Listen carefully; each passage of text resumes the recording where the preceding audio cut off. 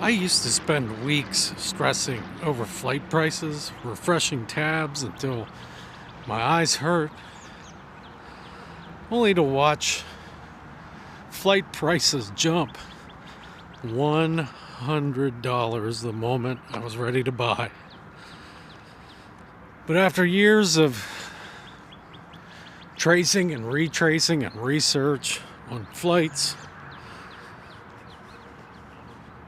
I've come to realize that the airlines, they have their own system. And once you understand it, you can beat it. Today, I'm going to talk a little bit about the framework that I use to watch prices for flights, some of the tools I use. I'm going to show you how I use positioning flights and midweek dips to get to the airport I fly to most, MCO in Orlando, for a fraction of the typical cost. And whether you're heading to the theme parks or just trying to get home for the holidays, these are the rules for flying cheap in 2026. Wherever you're watching me from, whether on your couch, on your TV, on your phone, tablet, computer, or game system, thank you. Thank you so much for watching me, for hanging out, for listening to me. As I do these daily vlogs. Been doing it for a while now. This started out as an experiment. Just have a conversation every day. It's Tuesday, February 17th. And this is part 2, if you will, in this continuing series on how I get to Orlando, how I do so many trips to the Central Florida area for Disney, Universal, and to visit friends. And again, I've used a similar methodology, I guess you would say, when I took a trip to the Los Angeles area last year. And it's not rocket science. It's pretty simple. Now, a prohibiting factor for a lot of people is the expense of flights. And it's understandable. They're expensive, no doubt. But a lot of times you can use a tool like Google Flights, which is what I most commonly use, to track prices, to look at different airports, a combination of airports in your area. So, for example, I'm in central Pennsylvania, and the closest airports to me, well, it's a combination. And I know which airports can get you certain flights, times, things that are desirable for your trip to Central Florida. There's a lot of tricks that you can employ that I don't use that will get you even cheaper flights. Things like skiplagging. Now, skiplagging is something that people will employ because a lot of times the airlines will give you a one-stop or two-stop destination or something like that, and give you a cheaper rate than if you just drove to the dang airport and took the flight. So some people will employ a strategy where, let's say, they're going to MCO. That's where their destination is. But they might book a flight from somewhere to Miami with a stop in Orlando, given to them by the airline, and then just skip. They'll just skip going to Miami and just stay, walk out the airport. Now, American Airlines, United, they're starting to crack down on some of that, and they're doing things that affect frequent flyer miles and stuff like that. If they notice a pattern of people doing that, then they're starting to punish those people that are doing that. So, whether you think it's the right thing to do or not, it's irrelevant. I don't really care. I mean, they're getting the money, right? But as far as the airlines go, there's various reasons why that might harm them as an industry or on those individual flights. But anyways, let me just show you. This is a range of airports on Google Flights for a number of different, I've used the max airports that I can possibly add as far as departing flights. And this is what I get.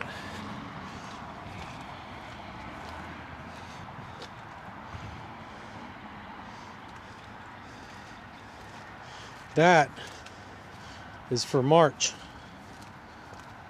Now, quite a range in prices there. Here is April. Look at the range in prices towards the end. And then here is May. Pretty similar to April, but grouped around a similar time period. And there's June. And you start to see the prices rise June, July, and on. So what's going on there? Well, I don't know exactly, but I can tell you what I think it is. I think that they have an overabundance of flights going to MCO and an underabundance of people booking around that period of time. And they've set a window, a range. And when they're within that range or that bubble of time, they don't have the bookings to where they want them, they start lowering the price. So from the standpoint of those days, that time, we're in that bubble right now, and those prices will start to lower a little bit, while the other prices further out, as we get closer to that time, depending on the demand, those prices will also start to lower. Now, what people typically do, and this is a mistake they make, they book the flights 6 months out, 4 months out. That's not how you do it. You've got to wait. You've got to wait. If you book a flight within a 3-month time period or less, and a lot of times, the less time from your departure date, the better, you're going to get a better price. If you book, 4 or 6 months out, you're oftentimes going to pay 2 to 3 times what you're going to book and what you're going to pay if you book close to the time that you leave. And I'm not saying book the week you leave, I'm just saying, be smart how you book your times, when you book.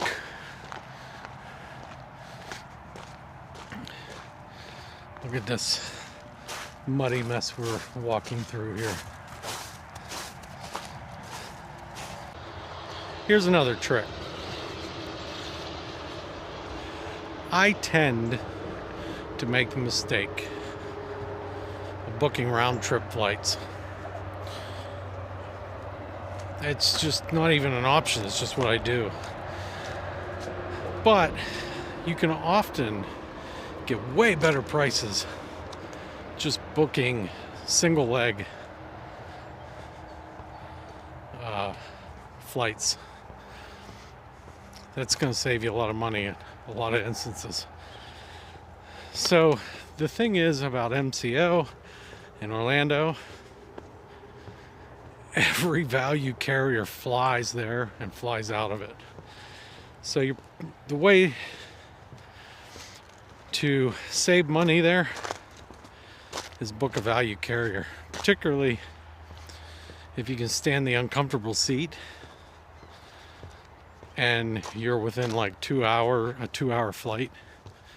I'm pretty close to that window, so I can do it. The other thing, try not to use suitcases. Try not to have to engage in the add-on game that they play with you, the a la carte menu, if you will. Check bags and carry-ons, they're going to really up your price with that stuff. Another thing that you can do is sign up for their credit card. I wouldn't typically recommend using a credit card or doing anything like that, but if you can, sometimes you can save money using their points or booking with a credit card. Just pay it afterwards so you don't get in crazy debt. But this skip legging thing, I really expect that will be cracked down before you know it. But I've seen prices that would encourage the most pious of person to do it. I'm talking like prices that are cheaper than a quick service meal at Disney World. I've seen flights that end up in the $35 range from airports in the Northeast. Places like Pittsburgh, Philadelphia, Baltimore, and Washington, D.C. These are all places I fly out of. Again, I think a lot of people get into mode where they get sticker shock when they research flights because they're researching flights with a static date. And sometimes that's the only option for a lot of people, right? But if it's possible for you, be flexible with your dates. You know, maybe hang on to your vacation time a little bit and see what you can do as far as your flexibility on dates. That's going to save you a lot of money, and it's going to allow for you to take potentially more than one trip and make it economically feasible for you to do something like an Incredipass, and that could save you some money too. Typically, I would be doing a historical video of some type tomorrow. Today would be some kind of human interest thing, something along those lines.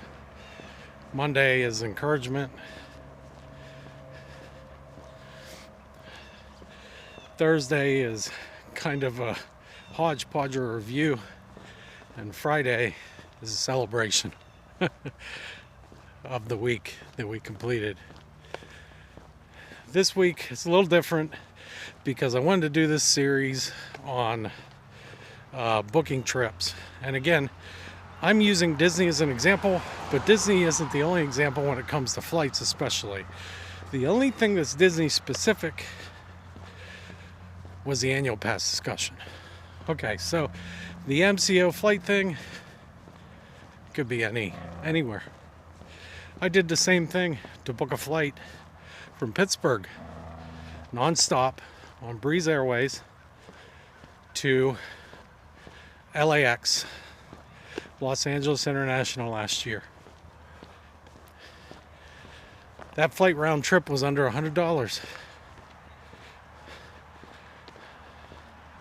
Pittsburgh to LAX non-stop, under $100.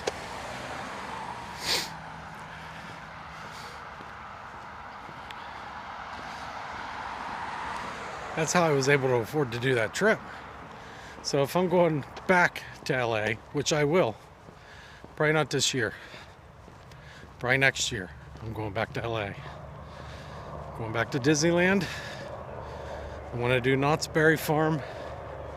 I'm going to cover some history, some attractions, see some movie sets, former movie sets or places of interest that were featured in movies, and just in general check some sites out. Maybe the Hollywood sign, touristy crap. But anyways,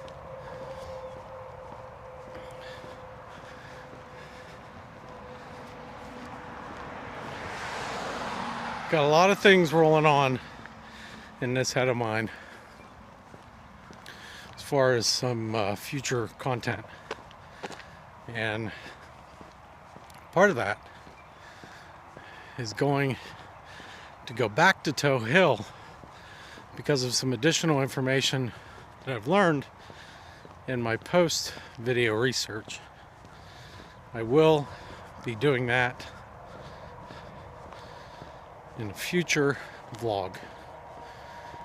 Probably not anytime soon. Maybe late spring, early summer. Might be around the same time that I do my Scotia vlog. And if you understand Scotia, I encourage you to tune into that vlog, because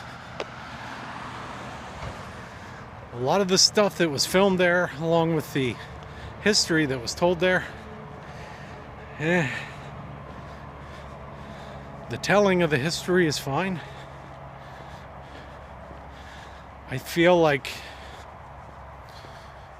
a lot of the videos that people have done are misleading and don't capture the proper timeline. In any case, next week will be more standard as far as daily vlogs. I'm going back to doing the standard format that I've done, and we'll be back to the history. All right, dreams, grass, churros. We'll see you tomorrow. By the way, we're back here. I really wonder if those rocks aren't from this old quarry site, this ancient quarry site that's here, that was here in this area. When you look at some of the stones, the rocks, they don't look like they were carried here by a glacier or anything. I could be wrong, but it sure as heck looks like there was a purpose and that they didn't end up here by accident.